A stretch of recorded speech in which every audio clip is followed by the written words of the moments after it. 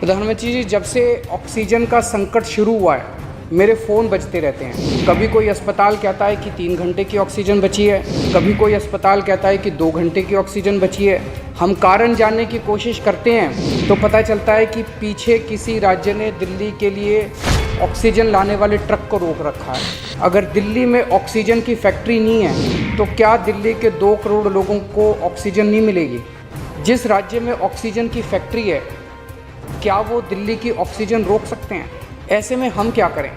पर सर, मैं आज ये जानना चाहता हूँ कि अगर आज या कल या किसी भी टाइम हमारे दिल्ली के किसी अस्पताल में अगर 1 घंटे की, आधे घंटे की, 2 घंटे की ऑक्सीजन बच जाए और लोगों की मरने की नौबत आ जाए तो मैं फ़ोन उठा के केंद्र सरकार में किससे बात करूं? सर, मैं ये जानना चाहता हूं कि अगर कोई राज्य दिल्ली के कोटे की ऑक्सीजन का ट्रक रोक ले तो मैं फ़ोन उठा के किससे बात करूं?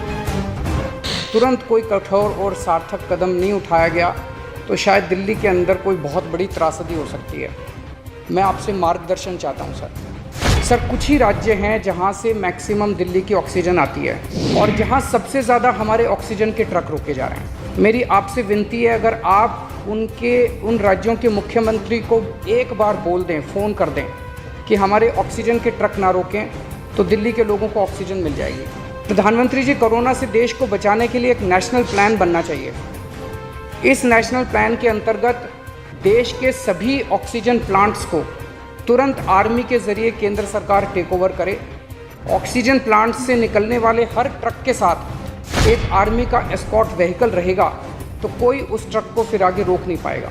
लगभग 100 टन ऑक्सीजन उड़ीसा और वेस्ट बंगाल से आनी है। हम परसों से, जब से कोटा बढ़ा है, हम कोशिश कर रहे हैं उस ऑक्सीजन को दिल्ली लाने की। मेरा आपसे निवेदन है कि यहाँ से ऑक्सीजन अगर हो सके तो हमें हवाई जहाज़ से उपलब्ध करवाई जाए, और नहीं तो जैसा अभी बताया गया, आपका आइडिया है ऑक्सीजन एक्सप्रेस शुरू करने का, वो ऑक्सीजन एक्सप्रेस शुरू करके वेस्ट बंगाल और उड़ीसा से हमें ऑक्सीजन दिलवाई जाए। आइडिया नहीं, ऑलरेडी चल रहा है सर। दिल्ली तक नहीं पहुंच पा रही, हमारी दिल्ली तक नहीं आ रहा। उसमें अगर हमें दिल्ली के लिए भी कॉरिडोर मिल जाए तो आपकी बड़ी मेहरबानी होगी। प्रधानमंत्री जी, हमारे देश के वैज्ञानिकों ने इतने कम समय में जो वैक्सीन बनाई है, इसके लिए हमारे वैज्ञानिक साधुवाद के पात्र हैं। आपने इसमें जो प्रयास किए, आपका बहुत बहुत शुक्रिया।